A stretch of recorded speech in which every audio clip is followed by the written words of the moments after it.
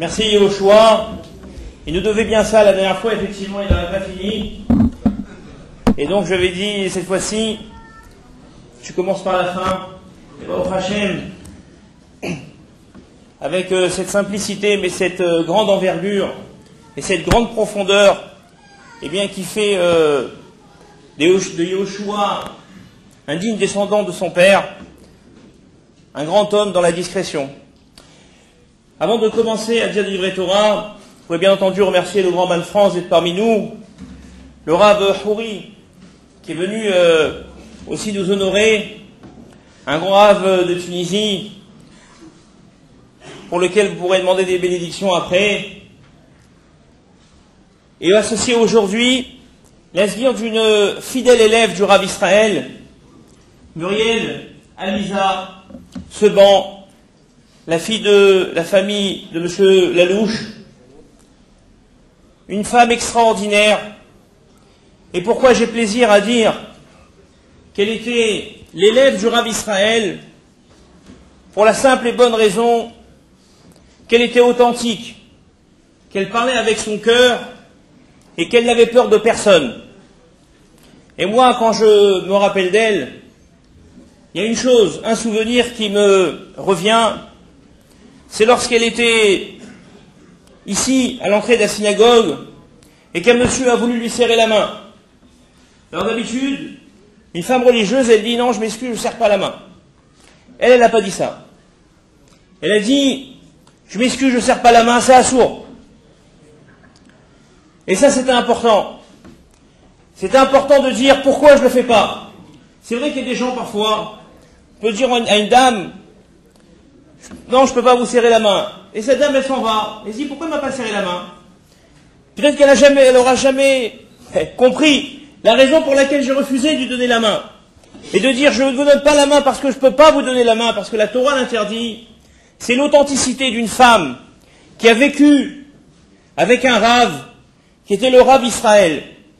Et il n'y a pas de coïncidence. Il n'y a que de la providence. Aujourd'hui, les deux Asvirot tombe exactement à la même date. Et lorsque la famille m'a dit, mais ça va être compliqué, on va être dilué, eh bien moi je leur ai dit non. Aujourd'hui, c'est l'élève et son maître qui se retrouvent, et que, quelque part, cela contribue à la grandeur de son âme.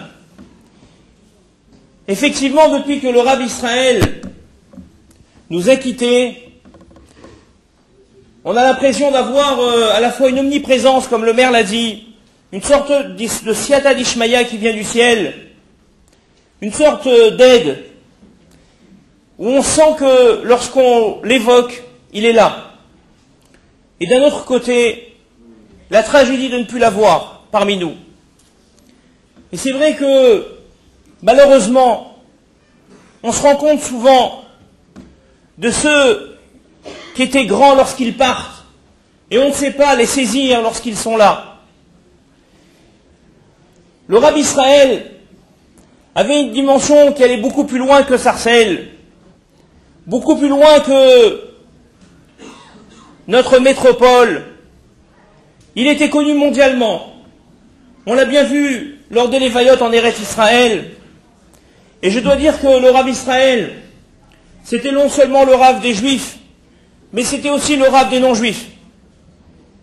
Et moi, je ne peux pas oublier ce que j'ai raconté à Madame Israël lorsqu'on a inauguré dans le Francilien avec M. Soufir jeudi, le Beth Midrash qu'on a fait en son nom.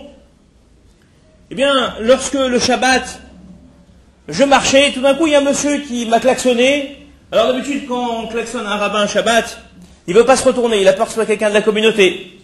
Après, je me suis dit, non, à Sarcelles, ça n'arrivera pas. Donc, je me suis retourné, et je vois un monsieur, un bon goy, qui s'arrête, qui descend de sa voiture et qui me dit, excusez-moi monsieur, mais j'ai appris dernièrement que le rabbin Israël était décédé. J'ai dit, oui, il est décédé, il était enterré. Il dit, mais chez qui on va lui demander des bénédictions?